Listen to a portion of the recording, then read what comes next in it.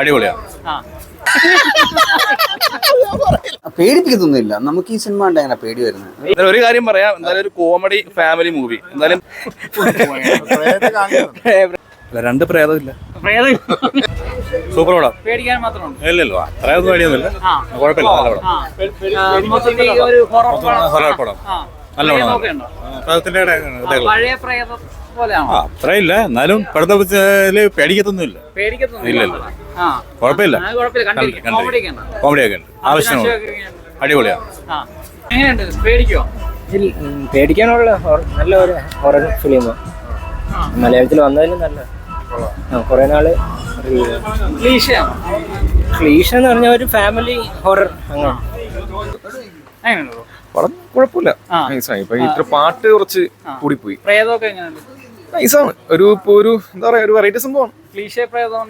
Cliche ആയിട്ടൊന്നുമില്ല, രസമുണ്ട്, നല്ല പടം. പേടിപ്പിക്കുന്നുണ്ടോ? ഇനി ബിജിഎം കാര്യങ്ങളൊക്കെ നമുക്ക് ഒരു ഇതുണ്ടാവുമല്ലോ. കോമഡി ഒക്കെ ഉണ്ട്. അർജുന അശോകും കോമഡി ആയിട്ടുണ്ട്. നമ്മുടെ ഗോകുൽ സുരേഷും നന്നായിട്ടുണ്ട്. ബാലു സൈജു അല്ല, പുള്ളി അത്യാവശ്യം നല്ല റോളുണ്ട്, നന്നായിട്ടുണ്ട്. ചില സമയത്തൊക്കെ സുരേഷിന്റെ ഒരു ഷാറോ വർക്കായിട്ടുണ്ട്. VFX എല്ലാം ടോട്ടലി ടെക്നിക്കലി അടിപൊളിയായിട്ട്.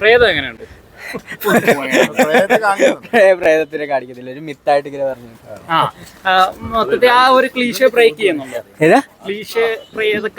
ബ്രോ പ്രേതകഥ എന്ന് പറഞ്ഞ ക്ലീശ ആണല്ലോ ബ്രോ. എന്താ അതിന്റെ അകത്ത് ടെക്നിക്കലി വരാൻ പറ്റും? ഭൂതകാലമൊക്കെ അങ്ങനെ ബ്രേക്ക് ചെയ്ത. അതെ തന്നെ, ഓക്കെ. സുമതിനകത്ത് ഇല്ലല്ലോ, സുമതി മാത്രമേ പേര് മാത്രമേ ഉള്ളൂ. അതാണ് എനിക്ക് ഡയറക്ടറോട് ചോദിക്കാനുള്ളത്. പിന്നെ ഇത് കോമഡി വളയ്ക്കാൻ വേണ്ടിയുള്ള വളമാണ്. സുമതി വളയ്ക്കാൻ വേണ്ടിയുള്ള വളമാണ്.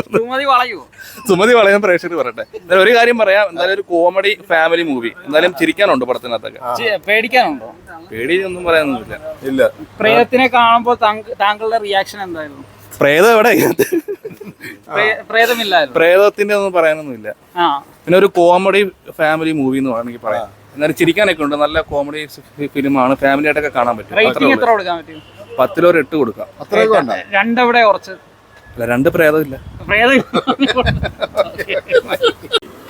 മൂവി ഒരു ബിലോ ആവറേജ്, പേടിപ്പിക്കുന്നുണ്ട്.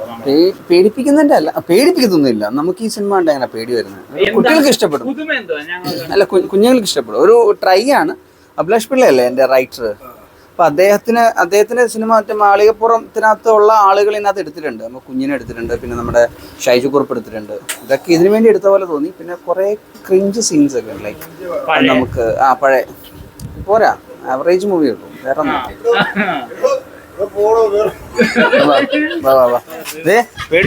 പേടിച്ചു തൂരിയിരിക്കും.